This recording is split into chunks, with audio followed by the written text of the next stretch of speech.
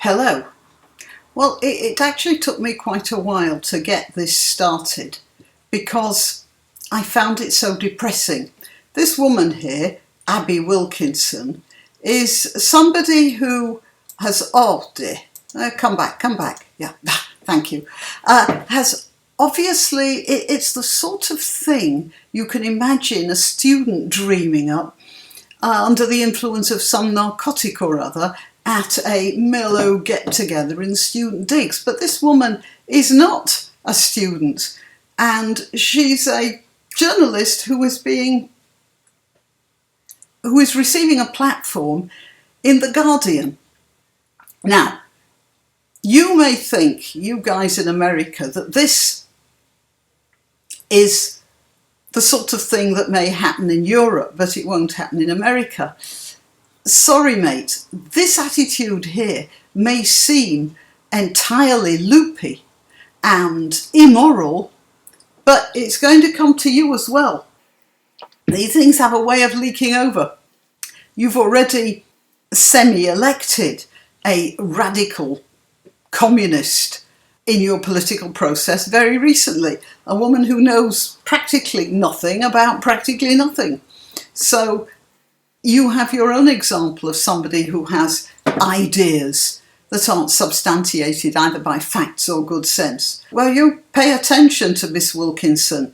She is your future if you're not careful. And this is the way her article starts. The idea that we should be able to pass on our life's accumulated wealth is deeply embedded. Yes, but imagine if we could use that money for the greater good. There's that greater good business, and it's something we should all be afraid of, because much has been done that is very evil for the greater good, and especially socialist ideas have this. And I have socialist ideas myself, but it's this sort of greater good, you must suffer for the greater good. It turns out that everybody suffers for the greater good.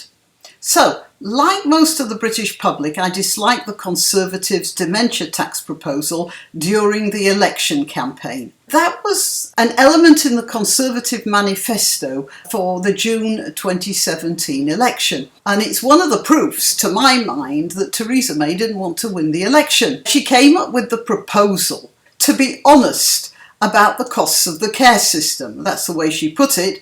And the proposals were to raise funds for the care, especially of dementia patients, by sequestering their home, or by if they're not going into a residential facility, allowing them to keep the home and then sequestering it upon their death. That didn't go down well with the electorate, as you can imagine, and she almost lost the election, which is what I think she was trying to do. Anyway, here's Wilkinson again. When you make someone's access to social care dependent on giving up the money they intend to pass on to descendants, you risk encouraging them to struggle on without seeking the help they need. While you'd hope most people would prioritise the well-being of elderly family members over cold hard cash, it seems inevitable that some might delay organising support for relatives to avoid depleting their future wealth. And here we have a good example of lefty muddle. What she's saying is that the state should take everything the deceased leaves. And what would that do? Well, it would encourage people to spend everything they have, wouldn't it? And save nothing. It would also encourage people to mortgage their houses to the hilt to fund their lifestyle until they got too infirm, at which point they would really become burdens on the system. And what would the state get from the depleted bank balance and the huge mortgage on the house? Well, diddly squat, actually. The possibility that kids might adopt the strategy of saving their own inheritance money by taking personal care of their elderly parents, and so relieving the state of that responsibility, seems to have entirely passed by Miss Wilkinson's left ear. Because the state is responsible for everything, isn't it? There are strong practical reasons for making essential public services free at the point of access, even when means testing would theoretically ensure only people who can afford it are required to pay directly. It's impossible to fully understand the value of universality if your only assessment criteria is redistributive efficiency. Now, what I consider essential is writing in such a way that readers will understand what you're trying to say, darling. I can't understand a word of that. It just doesn't make any sense to me. I will go back now and try to work out what she's saying, but I'm not saying I'm going to get it right. And as a matter of fact, I rang up my son and I asked him if he could pass this for me. Maybe I'm getting old and demented myself or something. No, he couldn't work out what it means either. Anyway, there are strong practical reasons for making essential public services free at the point of access. Now there we have our first disagreement, don't we? I believe that old people should be taken care of. Obviously, I intend to be one. However, really, it isn't an essential public service, actually, is it? The fire brigade is an essential public service, the police, the army, the general hospital, the courts and prisons, I'd say they were essential. All the rest on top of that are public services, all right, and they're very nice, but they are the luxuries of wealthy nations. State care of the elderly is essential only to those relatives who cannot or do not wish to look after said elderly relatives. Over the millions of years human beings have existed, residential homes for the elderly have been notably absent, and yet human society has progressed. On the other hand, no society survives without some sort of legal system and some method of enforcing it. I'm labouring the point here, if you'll forgive the expression, because I want to flag up this left-sided view of our society, which not only has an unrealistic idea of what society can provide, but also absolutely no grasp of history. When I was studying Shakespeare's play Julius Caesar, we discussed, as everyone does, the strange matter of mention of a clock in that play. The exact part of the play goes as follows. Cassius is lecturing Brutus when Brutus hears a clock striking. He stops Cassius by saying, "Peace," which in that context is the equivalent of "shut the fuck up." We could have a long discussion about Shakespeare's use of the word peace when the two men are discussing war, but that's another point. Sorry about the sidetrack. Brutus says, "Peace, count the clock." And Cassius says, "The clock hath stricken 3. Everybody knows that Shakespeare knew the Romans didn't have clocks. Not ones that struck the time anyway. So most critics excuse the apparent slip by reminding us that most people in the 16th century had a very underdeveloped idea of historical reality. Since there were clocks in their time, there had always been clocks. Actually, my theory is that Shakespeare had slipped that clock in because he was making a political comment about a current social situation. But again, I digress. Shakespeare never wrote anything that didn't mean what it said, unlike this particular blot on the linguistic landscape. So let's get back to that paragraph. We've dealt with the essential services. Now what's next? There are strong practical reasons for making essential public services free at the point of access, even when means testing would theoretically ensure only people who can afford it are required to pay directly. What does this mean? I honestly don't know what she's saying here. Is she talking about taxes? I'm assuming that, but I'm not sure. And the next bit is even more opaque than that. It's impossible to fully understand, and that's, by the way, a split infinitive, but we'll let that one go. Impossible to fully understand the value of universality if your only assessment criteria is redistributive efficiency. Again, is she saying that people who can't understand why access should be free to all are people who think the distribution of resources has to be efficient? Oh, she's lost me there. Really, I don't know what she's saying. But then I'm not sure that she knows what she's saying either. That's the problem with the left. A lot of the time, they use a lot of long words, but while the words are coming out of their mouths, their brains are simultaneously redefining them. It's not like they're lying. They believe their own definitions quite honestly.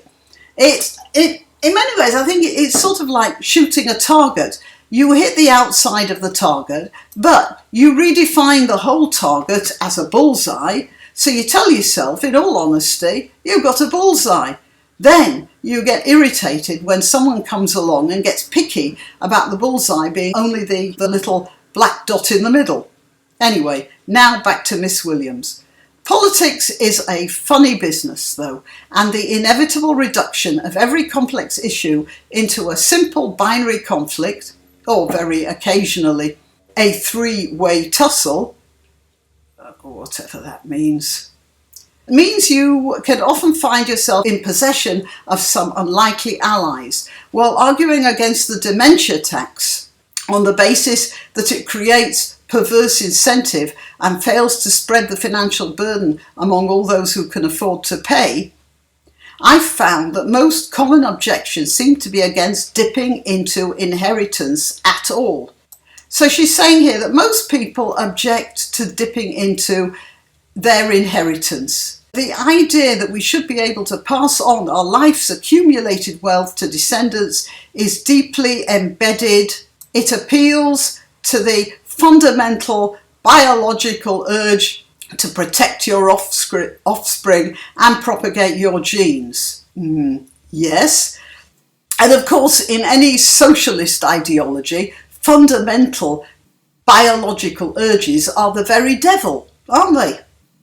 The first thing any totalitarian revolutionary society does is attack the family. And here, although she denies it very hotly, I think that's what she's doing.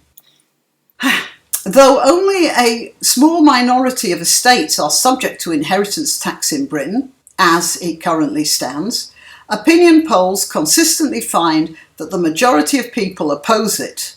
And that's because inheritance tax hits far more than a small minority. And I'll tell you what, I don't know what it's like outside Britain, but inheritance tax, well, I think it's just immoral. It hits the middle classes much harder than it gets at the super rich. I should think that at least 2/3 of London is subject to inheritance tax now, because property in London is so very valuable. And based on the value of property in that part of the world, I should think people of fairly modest means who don't really earn a lot are still sitting on a huge inheritance tax in the bricks and mortar by which they're surrounded. The very rich get out of this by setting up trusts and companies and workarounds of various sorts. I'm not resentful about that. Good luck to them is what I say. If they have accountants to circumvent the law without actually breaking it, then they have every right to do so. But there are many people with few assets, except for the house that they live in, and that turns out to be worth shed loads. When I had small children, I had a constant worry. It was the sort of thing that actually kept me up at night, of thinking that if by any chance my husband and myself had an accident when the kids were young, the inheritance tax would force them to sell the house for the privilege of becoming orphans. Can you think of anything more disgraceful than that? Anyway, instinct seems to override common sense. VAT falls disproportionately on people with low incomes, but it's far less hated. Well, I wouldn't say that VAT falls disproportionately. It depends what you buy, doesn't it? And instinct, by the way, is not overriding common sense. It's overriding ideology. That's what the ideologue and the tyrant fear most and do their utmost to squash: the instinct of people to take care of their children and put their families ahead of ideology. Understandable sensitivity around issues relating to death make it difficult to discuss, but it's time this conventional wisdom was held up to proper scrutiny. Yes, the desire to pass on property to your descendants may be natural. Yes, it is natural. But why should we be slaves to our biology? Social progress has frequently depended on our ability to transcend individualistic urges and work together for the common good. I think you got that the wrong way round, Miss Wilkinson. Social progress has depended on our ability to transcend individualistic urges and work together for the common good because our instinct is to cooperate that's what makes human society more organised than the society of apes. Do you think that one day some pre-chimp sat down and thought to herself, tell you what, I'm going to let that other chimp have that banana because she needs it more than me? No, she bloody well did not. Somewhere along the line, a gene developed for cooperation, and then it became part of our DNA, part of our instinct.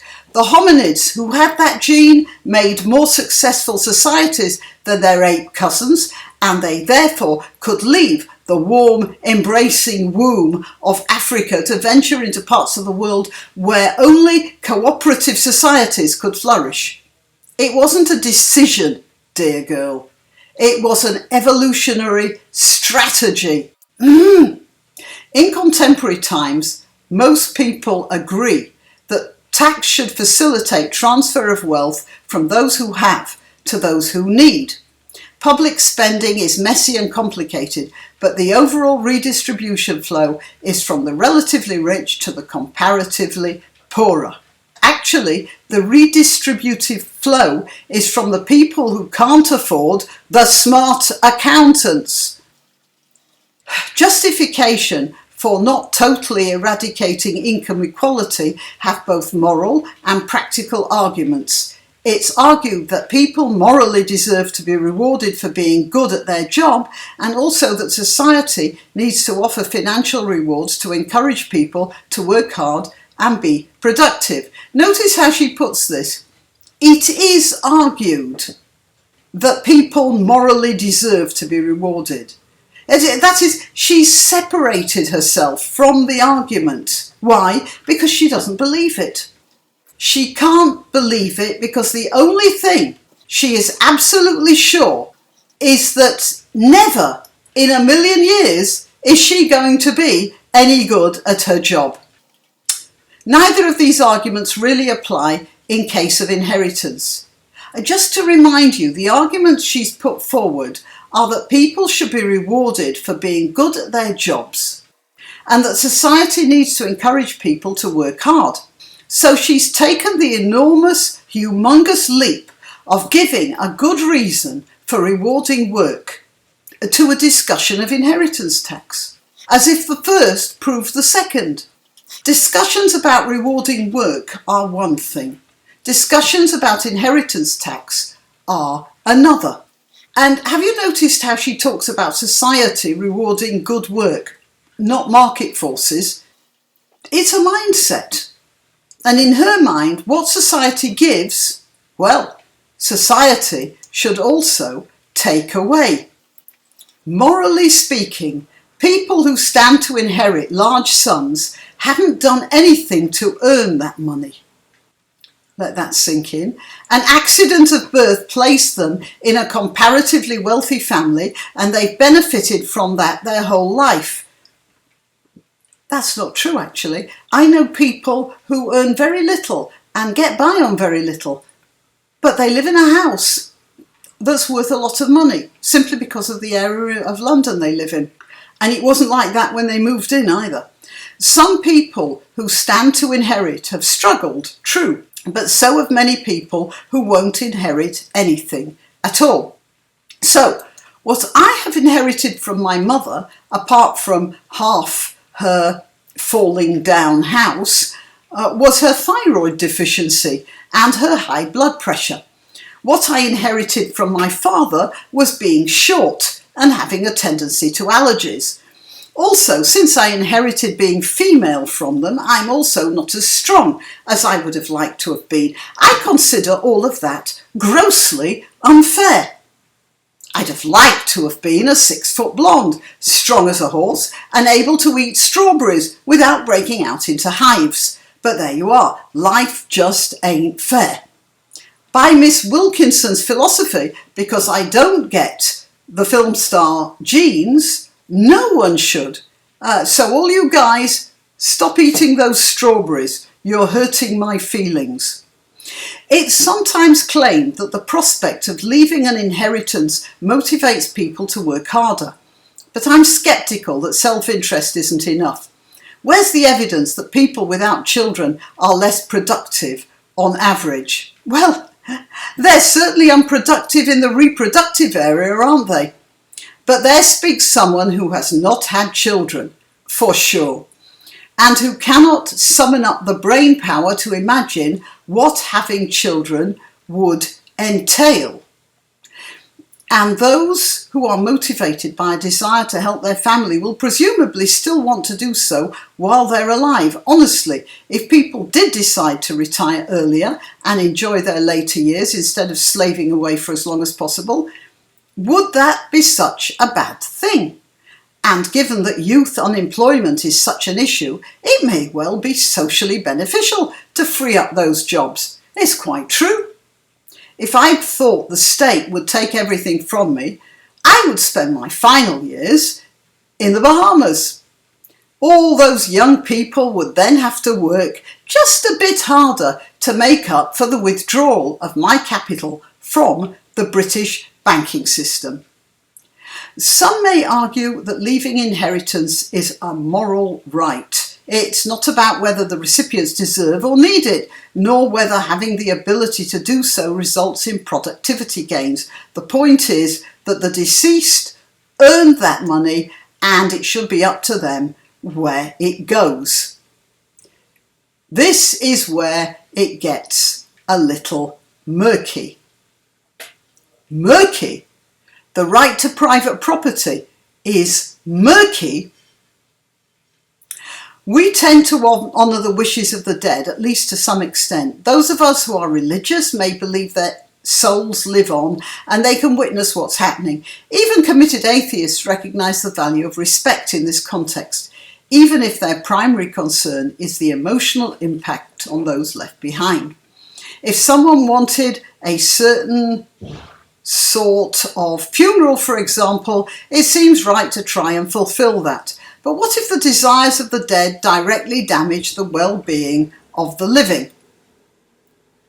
Is there any situation in which the previous instructions of someone no longer actually present in the mortal realm should be prioritised over the needs, interests and opinions of those who are still alive and kicking? And indeed, often such wishes are set aside if they're unreasonable. But the right to dispose of your own property as you wish is unreasonable only to people whose brains are addled by state control freakery.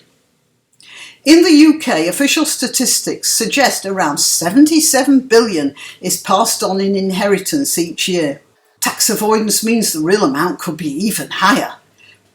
That's money that no living being has a moral claim to, according to standard justifications of wealth inequality and private property. Well, first of all, who came up with these standard justifications? But secondly, you do realise, don't you, that the 77 billion doesn't belong to just one person. You do realise that, don't you?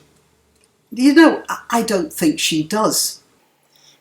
Were that money redistributed by the state, it would cover the cost of adult social care several times over. It could plug gaps in the NHS, education and police funding. It could provide the kind of comprehensive welfare state that meant nobody had to worry about their family after they passed away, because there would always be a safety net. Absolutely. The state is always kind. It's always sensible. It always spends money the way it is intended to be spent. It never wastes anything. The state always knows much better than the average person what sort of lives they should live and what they should spend their money on. That's why everyone in Soviet Russia was so bloody happy, isn't it? Cultural norms teach us that the inheritance of private property is the default and any expropriation of this wealth must be justified. It should be the other way round.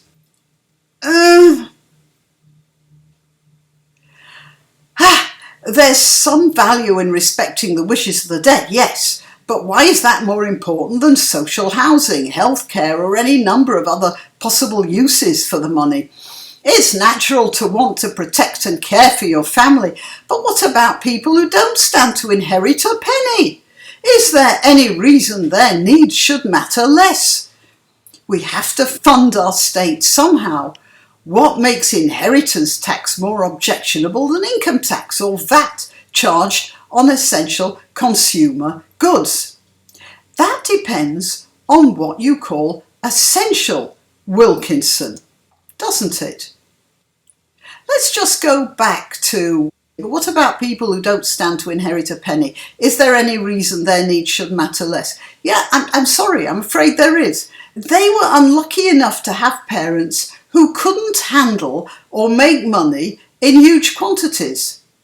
Just like they also might have been unlucky enough to have inherited genetic diseases. Certainly nobody should be allowed to starve. Certainly all should have access to good quality education. Certainly we should have a medical service. You see, there I disagree with many Americans. But also certainly stealing from the dead is neither an economically efficient, socially useful, or even a moral thing to do. We have to fund our state somehow. What makes inheritance tax more objectionable than income tax or VAT charged on essential consumer goods? And as I said, that depends on what you call essential, Wilkinson. A 100% estate tax, perhaps with a small allowance for objects of sentimental value. Now there's a rich field for legal wrangles, isn't it? And also the sale of jewellery and artworks to foreign buyers, pre-mortem. And even emigration to tax havens. But then, of course, Miss Wilkinson, you have to make sure that people aren't allowed to leave the country. And that way you make sure to get your money. You'd have to give government licenses for every sale of property just to make sure the state isn't losing out on the value of grandma's china tea set and mum's rosewood dressing table. 100% estate tax isn't a policy we can expect to see in a party manifesto anytime soon. No, I can't think why. It's well outside the current spectrum of mainstream political opinion. I can imagine it turning up in a Corbyn manifesto, but no one sane would propose this sort of loony idea. Questioning the status quo is always going to be a somewhat uncomfortable process, and all kinds of major social changes seemed impossible until suddenly they weren't. However, your major social change has been tried, and it didn't work. But you don't know that, do you, Wilkinson? Because you know even less about history than Shakespeare's audience knew about clocks.